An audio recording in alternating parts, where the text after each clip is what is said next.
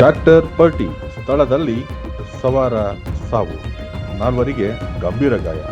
ಹೌದು ವೀಕ್ಷಕರೇ, ಇದೊಂದು ಕರಾಳ ಘಟನೆ ಕುಂದಗೋಳ ತಾಲೂಕಿನ ಹಿರೇಹರ್ಕುಣಿ ಹೊಲದಲ್ಲಿ ಜರುಗಿದೆ. ಕುಂದಗೋಳ ತಾಲೂಕಿನ ಹಿರೇಹರ್ಕುಣಿ ಗ್ರಾಮಕ್ಕೆ ಹೊರಟಿದ್ದ ರೈತನೋರ್ವ ಟ್ರ್ಯಾಕ್ಟರ್ನ ಹಿಂದಿನ ಹುಕ್ ಕಟ್ಟಾಗಿ ಟ್ರ್ಯಾಕ್ಟರ್ ಪಲ್ಟಿಯಾದ ಪರಿಣಾಮ ರೈತನೋರ್ವ ಸ್ಥಳದಲ್ಲೇ ಮೃತಪಟ್ಟಿರುವ ಸಾವಿಗೀಡಾದ ದುರ್ಘಟನೆ ಬೆಳಗ್ಗೆ ಕುಂದಗೋಳ ತಾಲೂಕಿನ ಹದ್ದಿನಲ್ಲಿ ಕಂಡುಬಂದಿದೆ.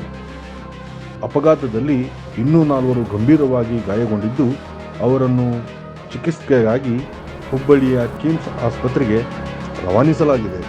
ಘಟನೆಯ ಕುರಿತು ಸಂಬಂಧಿಸಿದ ಪೊಲೀಸ್ ಠಾಣೆಯಲ್ಲಿ ಪ್ರಕರಣ ದಾಖಲಾಗಿದ್ದು ಪೊಲೀಸರು ಸ್ಥಳಕ್ಕೆ ಭೇಟಿ ನೀಡಿ ಪರಿಶೀಲನೆ ನಡೆಸುತ್ತಿದ್ದಾರೆ.